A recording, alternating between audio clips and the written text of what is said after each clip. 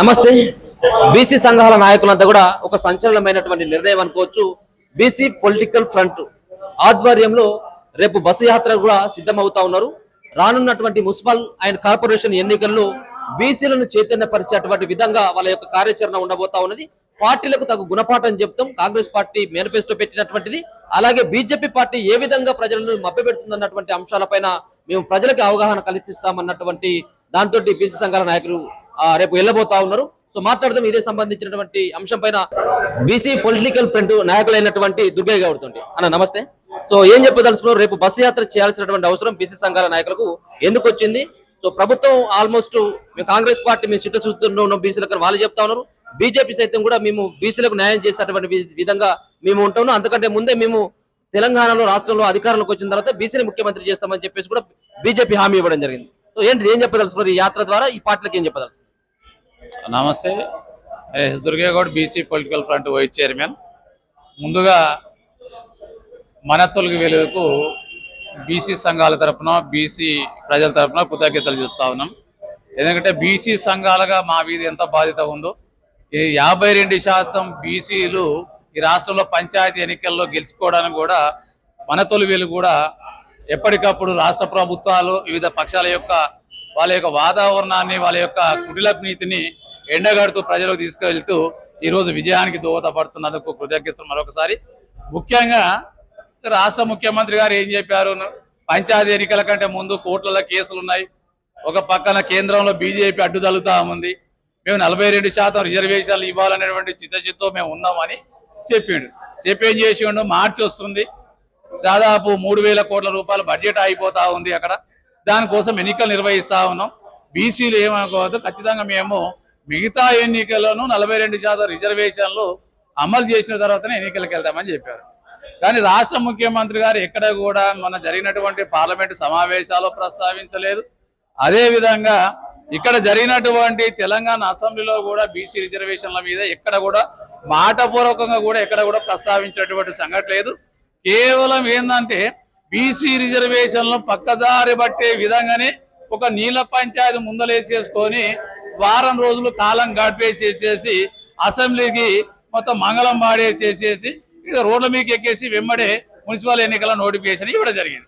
మేము రాష్ట్ర ముఖ్యమంత్రిని అడుగుతా ఉన్నాం, నువ్వు 42% రిజర్వేషన్ల పైన ఎలాంటి ఆలోచన చేయకుండానే ఏ విధంగా మున్సిపల్ ఎన్నికలకు వెళ్తామని చెప్పేసి మేము ప్రశ్నిస్తా ఉన్నాం. నిజంగా కాంగ్రెస్ పార్టీకి 42% ఇవ్వాలనేటువంటి చిత్తశుద్ధి ఉందా లేదా అనేది మీ అంశం ఏందో ముందు పక్కన పెట్టండి. అసలు బీజేపీ పార్టీ తోటి మేము పోరాడతామా లేదా మేము చూసుకుంటాం. బీజేపీ పార్టీ, బీఆర్ఎస్ పార్టీ విషయం మేము చూసుకుంటాం. ముందుగా కాంగ్రెస్ పార్టీకి బీసీలకు 42% రిజర్వేషన్లు ఇచ్చేటటువంటి ఉద్దేశం ఉందా లేదా? ఎందుకంటే మీరు 9th షెడ్యూల్లో చేస్తామన్నారు, చేర్చలేదు. 42% జీవో ద్వారా ఇస్తామని చెప్పి ఇవ్వలేదు. ఏది కాకపోతే పార్టీ పరంగా ఇస్తామని చెప్పారు, అది కూడా ఇవ్వలేదు.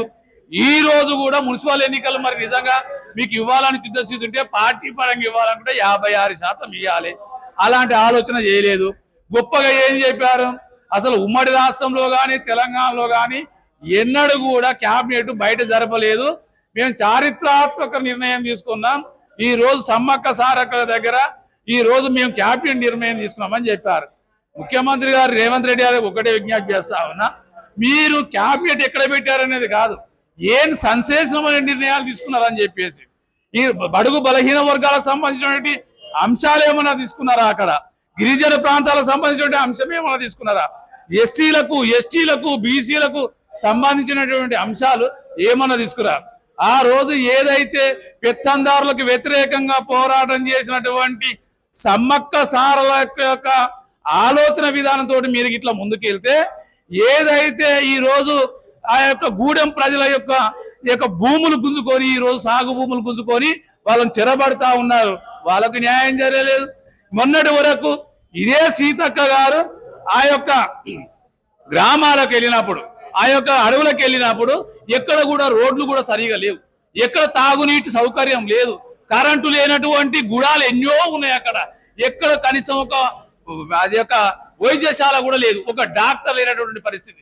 నిజంగా సమ్మక్క సారలమ్మల యొక్క ఆలోచన విధానం చేసేస్తే ముందు అక్కడ ఉన్నటువంటి ఆదివాసుల కోసం ఏమన్నా మీరు చేస్తారంటే అది కూడా చేయలేదు. అదే విధంగా అది మరి సమ్మక్క సారలే కంటే బహుజనుల కోసం పోరాడేటువంటి వీర వనితల సాక్షిగా బీసీల రిజర్వేషన్ల గురించి ఏమన్నా క్యాబినెట్ లో చర్చించారంటే అది కూడా చర్చించలేదు. బీసీల యొక్క బడ్జెట్ మీద చర్చించారంటే అది కూడా చర్చించలేదు. మరి ఏం చర్చించినట్టు? మళ్ళీ సమ్మక్క సారల జాతరకు పోయి గోదావరి పుష్కరాల గురించి మాట్లాడతారు. అంటే మీకు ఎంతసేపు గుళ్ళ మీద, జాతరల మీద, యాతరల మీద, పుణ్యస్థానాల మీద మీ యావదప్పు ఎందుకు? వాటికి బడ్జెట్ కేటాయించేస్తే ఓ 100 కోట్లు కేటాయించమనుకో, అందులో 50 కోట్లు తినేయచ్చు. అది మీ కార్యాచరణ. అంటే ఎక్కడైతే మీ కాంట్రాక్టులు చేసుకోవాలో, ఎక్కడైతే మీకు డబ్బులు వస్తావో, ఎక్కడైతే మీకు కమిషన్లు వస్తావో, ఆ కమిషన్లు వచ్చేటువంటి పని అది గుడి కానీ, బడి కానీ, రోడ్డు కానీ, ప్రాజెక్ట్ కానీ చేస్తారు. కానీ పార్టీలు సైతం కూడా వాళ్ళు కూడా గెలిచేటువంటి గుర్రాలకి, గెలుపు గుర్రాలకే మేము అవకాశం ఇస్తామన్నటువంటి ఒక ప్రకటన కూడా మనం చూడడం జరుగుతుంది. అంటే గెలుపు గుర్రాలంటే బీసీలలో ఉన్నటువంటి గెలుపు గుర్రాలు అనుకోవచ్చా, లేకపోయినట్టు ఓసీలు అనుకోవచ్చా? దాన్ని ఎట్లా అర్థం చేసుకోవచ్చు? వాస్తవంగా బీజేపీ రాష్ట్ర అధ్యక్షుడు రామచంద్రరావు మాట్లాడుతున్నటువంటి మతిలేని మాటలు అవి. గెలుపు గుర్రాల విషయాలకు వచ్చేస్తే ఈయన కుంటి గుర్రం కూడా కాదు మరి రామచంద్రరావు. మరి ఇలాంటి కుంటి గుర్రానికి ఈ రోజు బీజేపీ రాష్ట్ర అధ్యక్ష పదవి ఇచ్చిరు. ఈయనకు అధ్యక్షుడు ఇచ్చినప్పుడు ఈయన యొక్క కార్యకర్తలే వద్దని చెప్పేసిరు. రాష్ట్రంలో ఉన్నటువంటి బీజేపీ కార్యకర్తలు కానీ ఎవ్వరు కూడా ఈయన బీజేపీ రాష్ట్ర అధ్యక్షుడుగా పనికిరాడని చెప్పినప్పటికీ కూడా ఒక సీల్డ్ కవర్ లో వచ్చినటువంటి రాష్ట్ర అధ్యక్షులు ఈయన గెలుపు గుర్రాల గురించి మాట్లాడుతా ఉన్నాడు. గెలుపు గుర్రాల గురించి మాట్లాడితే రాష్ట్ర అధ్యక్ష పదవి ఎవరికి ఇవ్వాలి? మా ఈటల రాజేందర్ అన్నకి ఇవ్వాలి, ఇలా మా బండి సంజయ్ గారికి ఇవ్వాలి, లేదా మా కల్వకుర్తి శాసనసభ్యులైనటువంటి ఆచార్య గారికి ఇవ్వాలి, లేకపోతే ధర్మపురి అరవింద్ గారికి ఇవ్వాలి, లేకపోతే హైదరాబాద్ నుంచి వచ్చినటువంటి మన ఎమ్మెల్యే ఉన్నట్టుగా ఏకైక ఎమ్మెల్యే ఎవరు? రాజా సింగ్కి ఇవ్వాలి. అలాంటి వాళ్ళకి ఇవ్వాలి. మరి నీకు ఎందుకు ఇచ్చినట్టు? నీకు ఇచ్చినాక బీజేపీ ఏమన్నా కనీసం ఒక్క అరగంట ముందు పడిందా? ఆ రోజు బండి సంజయ్ గారికి రాష్ట్ర అధ్యక్ష పదవి ఉన్నప్పుడు ఈ రాష్ట్రంలో బీఆర్ఎస్, బీజేపీ డి అంటే డి అని ఉన్నది. ఈ రోజు ఏమైపోయింది? కనీసము పోటీలో కూడా పోటీ చేయడానికి కూడా మీకు అభ్యర్థులు కరువైపోయారు. ఈ రోజు నువ్వు గెలుపు గుర్రాల గురించి మాట్లాడుతున్నావు. గెలుపు గుర్రాలను పెట్టుకుని ప్రచారం చేసుకో. మరి బీజేపీ పార్టీలో బీసీలు ఎందుకు, ఎస్సీలు ఎందుకు, ఎస్టీలు ఎందుకు? ఆ గెలుపు గుర్రాలు ఎవరే? మీ కాంగ్రెస్ ఉండే రియల్ ఎస్టేట్ వ్యాపారులు, దోపిడీదారులు, గూండాలు, రౌడీజం చేసేటోళ్ళు, రాజకీయాలకు వ్యాపారం చేసేటోళ్ళు, లేకపోతే మీరు మొన్న ఒక మీటింగ్ పెట్టారు కదా, గుజరాత్ వాళ్ళని తీసుకుపోయి, మార్వాడాలను తీసుకుపోయి వాళ్ళని మాట్లాడడం పెట్టుకొని చేసుకోండి. బీసీ సంఘాల నాయకులు కూడా ఎప్పుడు చూసినప్పుడు కూడా ఈ హైదరాబాదు ఈ జిల్లాలో కాకుండా మీకు ఏదైతే మేనిఫెస్టోలో పెట్టినటువంటి అంశంతో పాటు డిక్లరేషన్ లో, కామారెడ్డి డిక్లరేషన్ లో రాహుల్ గాంధీని తీసుకుని వచ్చి చెప్పినటువంటి అంశం, మీరు ఎందుకు ఢిల్లీకి వెళ్ళి ఆ ఉద్యమ కార్యాచరణ ఎంచుకోవట్లేదు?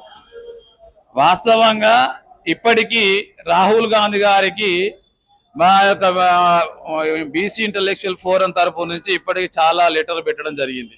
ఎందుకంటే అపాయింట్మెంట్ కోసము ఐఏఎస్ చిరంజీవి గారితో, అదేవిధంగా మా జస్టిస్ ఈశ్వరయ్య గారితో, వి శరదన్ మహారాజు, బాలరాజన్న గారి నేతృత్వంలో ఒక లెటర్ పెట్టి చాలా వరకు ఆయన అపాయింట్మెంట్ ఇవ్వడం. ఆయన అపాయింట్మెంట్ కూడా ఇవ్వడం లేదు అంటే రాహుల్ గాంధీ గారు వాస్తవంగా బీసీలకు రిజర్వేషన్లు ఇచ్చేటువంటి చిత్తశుద్ధి రాహుల్ గాంధీ గారికి లేదనేది స్పష్టంగా అర్థమవుతా ఉంది. నిజంగా రాహుల్ గాంధీ గారికి బీసీ రిజర్వేషన్ల పైన ఇట్లా చిత్తశుద్ధి ఉంటే 2 పార్లమెంటు సమావేశాలు అయిపోయినాయి. ఏ ఒక్క పార్లమెంటు సమావేశాల్లో రాహుల్ గాంధీ గారు 42% రిజర్వేషన్ల మీద ప్రస్తావనే తీసుకురాలేదు. ఎక్కడ ఒక కేంద్రంలో బీసీలకు ఒక మంత్రిత్వ శాఖ ఇవ్వాలని తీసుకురాలేదు, బడ్జెట్ ఇవ్వాలని తీసుకురాలేదు, బీసీ ఉద్యోగులకు ప్రమోషన్ల రిజర్వేషన్లు ఇవ్వలేదు. అందుకనే ఈ రాబోయే పార్లమెంటు సమావేశాల్లో మేమే ఏదైతే తెలంగాణ తరహాలో ఆ రోజు ప్రొఫెసర్ జయశంకర్ సార్ ఆ రోజు ఈ యొక్క రాష్ట్రంలో ఉన్నటువంటి ఎంతో మంది తీసుకెళ్లి ఏ విధంగా అన్ని రాజకీయ పార్టీలను కలిసి పార్లమెంట్ బిల్లు ఏ విధంగా పెట్టించాడో అదే తరహాలో వచ్చే పార్లమెంట్ సమావేశాల లోపు మేము ఢిల్లీ వెళ్ళి మా యొక్క ఈ 3 సంఘాలు ఢిల్లీలోనే తిష్ట వేసి ఖచ్చితంగా ఈసారి పార్లమెంట్ లో బిల్లు పెట్టించేంత వరకు బీసీల వాయిస్ వినిపించేంత వరకు ఢిల్లీ వీడొద్దన్నటువంటి ఒక నిర్ణయం కూడా తీసుకోవడం జరిగింది. ఖచ్చితంగా అది ఆచరణలో కూడా తీసుకొస్తాం. కాబట్టి మేమేం చెప్తా ఉన్నామంటే ఇప్పటికైనా బీజేపీ పార్టీ కానీ బీఆర్ఎస్ కానీ రేవంత్ రెడ్డి గారు కూడా ఏమన్నారు మొన్న, అరే ఖమ్మం పోయి ఆయన ఏం చెప్పిండు, అది బీఆర్ఎస్ గద్దెలు ఊలగొట్టాడయా, అప్పుడే ఎన్టీ రామారావు గారికి నిజమైన నివాళి అంటాడు. మేమేమంటున్నామంటే అసలు కూలగొట్టాల్సింది బీఆర్ఎస్ గద్దెలు కాదు, బీజేపీ గద్దెలు కూలగొట్టాలి. ఎందుకంటే నువ్వేమన్నావు బీసీ బిల్లు పెడుతుందంటే బీజేపీ అడ్డుకుంటుందని చెప్పినావు. మరి అడ్డుకుంటున్నటువంటి బీజేపీని వదిలిపెట్టి బీఆర్ఎస్ ఎందుకు కూలగొట్టమంటావు? కాబట్టి నువ్వు నిజంగా చిత్తశుద్ధి ఉంటే మేము 42% బీసీ రిజర్వేషన్లను ఇస్తామంటే బీజేపీ పార్టీ అడ్డుకుంటుంది కాబట్టి ఈ బీజేపీ పార్టీ దోసి బీజేపీ పార్టీ ఒక అగ్రకుల అహంకార పార్టీ కాబట్టి ఆ గద్దెలు కూలగొట్టమని చెప్పి పిలిపియాలి రేవంత్ రెడ్డి. ఆ పిలుపులో భాగంగా బీసీలు కూడా కదిలి వస్తారు. నువ్వు అది